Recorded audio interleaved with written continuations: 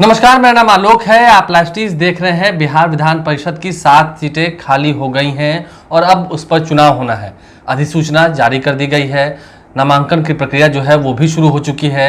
अब ऐसे में सबसे पहले आरजेडी ने अपने पत्ते खोल दिए हैं। जो 3 सीटें आरजेडी कोटे में जा रही हैं विधायकों की रूपरेखा के अनुसार, उस पर प्रत्याशी कौन कौन होंगे। आरजेडी की ओर से उम्मीदवारों का ऐलान हो चुका है। आज इस वीडियो में हम बात करेंगे जेडीयू की, क्योंकि जेडीयू की ओर से राज्यसभा चुनाव के समय भी काफी दाव पे चढ़ा था। चलिए अंततः मामला सब सुलझ गया। अब जेडीयू बिहार विधान परिषद की कितने सीटें ले पाएंगी, क्योंकि 4 ही सीट अब बाकी है जो एनडीए कोटे में है।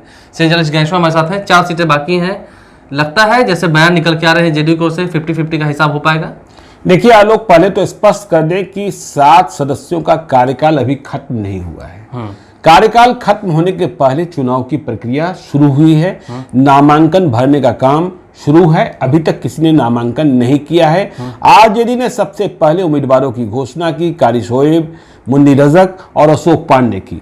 उनके खाते में 3 सीटें, लेकिन वहां भी थोड़ा लोचा है, क्योंकि तीसरी सीट के लिए उन्हें कांग्रेस या माले के समर्थन की जरूरत है। उनके विधायकों की थोड़ा सा असंतोष है, लेकिन मुझे लगता है कि अंत आते आते यह असंतोष तेजस्वी यादव दूर कर लेंगे और निर्विरोध, मतलब वो अपने उम्मीदवारों को जितवाने में सक्षम होंगे। निर्विरोध निर्वाचित करा लेंगे। अब बात करते हैं जेडीयू की। देखिए, आपने कहा जेडीयू और बीजेपी, सही है। 4 सीटें ही बची जब आरजेडी के खाते में 3 सीटें चली गई, तो बीजेपी और जेडीयू के बीच 50-50 का बंटवारा हो सकता है, क्योंकि जेडीयू अपने विधायकों के बूते सिर्फ 1 सीट जीतने में सक्षम है।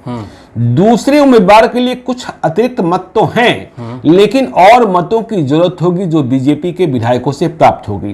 तो अभी जो हालात हैं और परिस्थितियां हैं, मुझे लगता है कि जेडीयू और बीजेपी में 2-2 सीटों पर बात बन जाए। नेताओं के बयान भी आ रहे हैं। विजेंद्र यादव हो, अशोक चौधरी, उन्होंने साफ साफ कह दिया कि हाँ 50-50 की ही बात होनी है। जब वरिष्ठ नेताओं ने कह दिया है तो 50-50 का ही बात रहेगा। यानी कि 2 सीट जेडीयू में, 2 सीट बीजेपी में। बिल्कुल।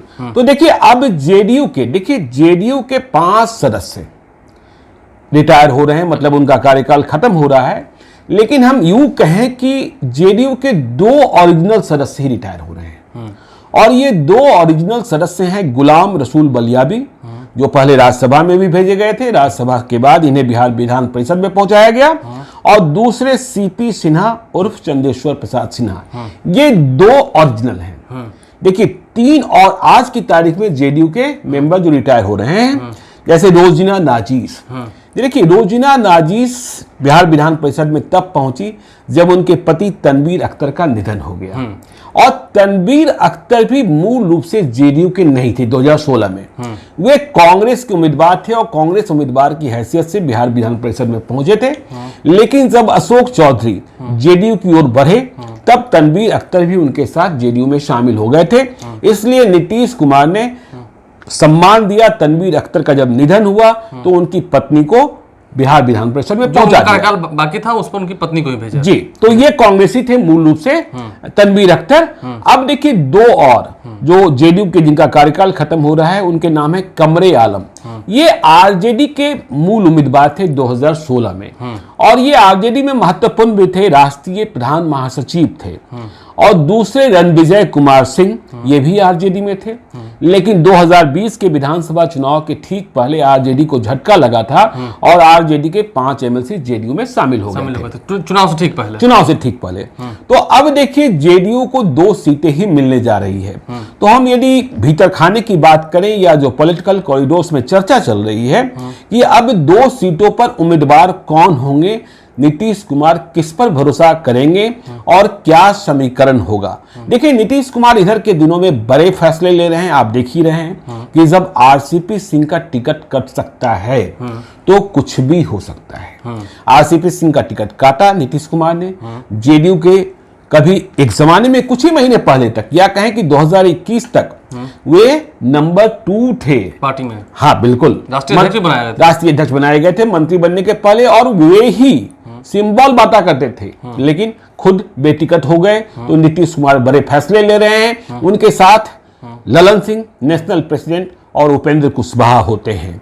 तो देखिए, हमें ये लग रहा है कि जब सीटें 2 ही हैं और रिटायर 5 हो रहे हैं, तो परेशानी तो है। लेकिन हमें जो सूचना मिल रही है अंदर खाने से कि देखिए गुलाम रसूल बलियाबी, सीपी सिन्हा उर्फ चंदेश्वर प्रसाद सिन्हा और रोजिना नाजूस का टिकट कटने जा रहा है। इन तीनों का रोजिना नाजीस, गुलाम रसूल बलियाबी, सीपी सिन्हा उर्फ चंदेश्वर प्रसाद सिन्हा। देखिए अब इसकी वजह और तर्क समझिए। जब आरसीपी सिंह के बारे में कहा गया कि उन्हें तमाम मौके दिए गए, दो बार राज्यसभा पहुंचाया गया, राष्ट्रीय अध्यक्ष बनाया गया, तो अब किसी और को मौका देने की जरूरत थी, तो इसलिए उन्होंने वहां खीरू महतो को दिया। तो नीतीश कुमार कह सकते हैं गुलाम रसूल बलियाबी को हमने मौका दिया, राज्यसभा पहुंचाया था, हमने एमएलसी बनाया था।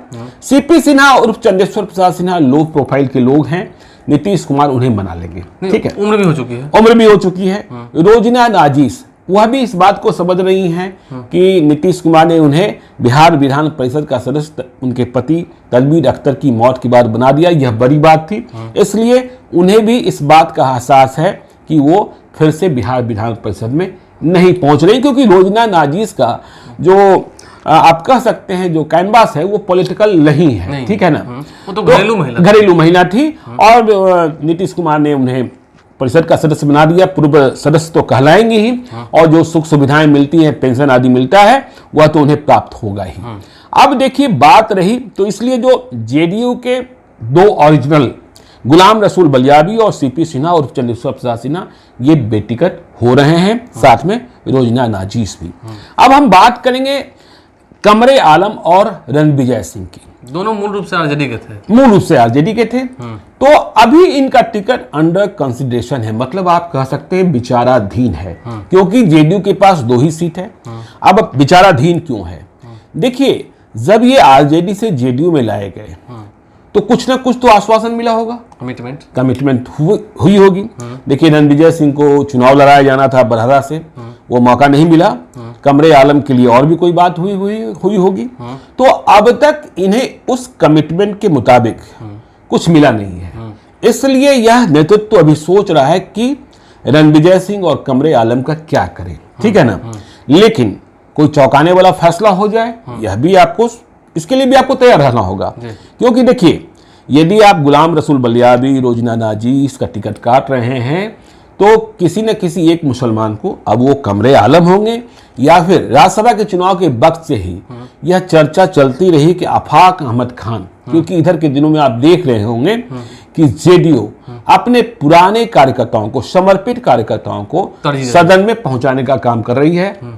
अनिल हेगड़े को राज्यसभा में भेजा गया, बिल्कुल सामान्य कार्यकर्ता, उन्होंने मतलब कभी कुछ मांगा ही नहीं था कि मुझे यहाँ भेजिए वहां भेजिए, हाँ उन्हें राज्यसभा भेज दिया। और आज आप देख रहे होंगे कि वीडियो वायरल है कि वो मोटरसाइकिल पर पीछे बैठकर दिल्ली में राज्यसभा जा रहे हैं, और जब उनसे पत्रकार पूछता है तो वे कहते हैं मुझे अपना काम करने दीजिए और मुझे पॉपुलर नहीं होना है, मैं जिस काम के लिए बना हूं वही काम करूंगा। तो देखिए इसी तरीके से, इसलिए आफाक अहमद खान की भी चर्चा होती है। और तो अब सीपी सिन्हा उर्फ चंदेश्वर प्रसाद सिन्हा, ये देखिए जाति के कुर्मी हैं। जब आरसीपी सिंह का टिकट काटा गया तो खीरू महतो को भेजा गया, खीरू महतो झारखंड वाले हैं। लेकिन नीतीश कुमार हैं तो नालंदा नीतीश कुमार हैं ही, वो है ना कि मैं हूं ना, बाकी चिंता किस बात की।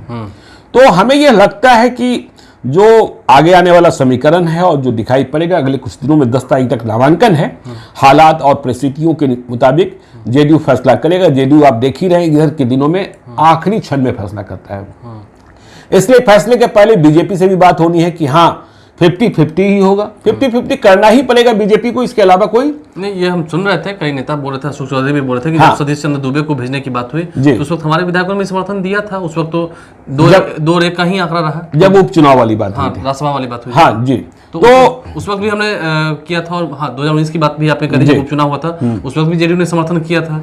तो अभी तो 50-50 का ही ये आंकड़ा जो है वो फिट बैठा। तो बहरहाल हम बीजेपी की बात इस वीडियो में नहीं करेंगे, बीजेपी की बात भी हम करेंगे। बीजेपी की जो 2 सीटें हैं आपको मालूम है कि अर्जुन साहनी और मुकेश सहनी तो अब हैं ही नहीं बीजेपी के साथ, एनडीए के साथ। हाँ एनडीए के साथ। तो अर्जुन सहनी का क्या होगा, बीजेपी के बारे में हम भीतर खाने से खबर ले रहे हैं। बहरहाल खबर यह है कि गुलाम रसूल बलियाबी, सीपी सिन्हा और रोजिना नाजीस का टिकट कटता हुआ दिख रहा है, और रणविजय सिंह और कमरे आलम के बारे में अभी मसला जो है विचाराधीन है। विचाराधीन है। बहरहाल देखिए जेडीयू अपने पत्ते कब तक खोलती है, क्योंकि जेडीयू आजकल अपने पत्ते लास्ट मोमेंट में खोल रही जी। है और सस्पेंस बरकरार रखती है। तो ये देखना होगा क्या पुराने जो लोग थे उन्हें तरजीह दी जाएगी, कुछ में नए चेहरों को भी लाया सकता है। यानी कि फैसला फिलहाल जब विचाराधीन है, तो देखते हैं आगे होता क्या है। लेकिन हाँ ये बात है कि इन तीनों का टिकट जो है वो उम्मीद है कि नहीं, मुझे तो लग रहा है कि रोजना नाजिस, गुलाम रसूल बलियावी और सीपी सिन्हा बेटिकट हो ही हैं, बेटिकट हो रहे हैं। बेटिकट हो रहे हैं। बहरहाल आप लाइव स्ट्रीम से बने रहें, हमारे चैनल को सब्सक्राइब कर लें, साथ साथ फेसबुक पेज भी लाइक करें। धन्यवाद।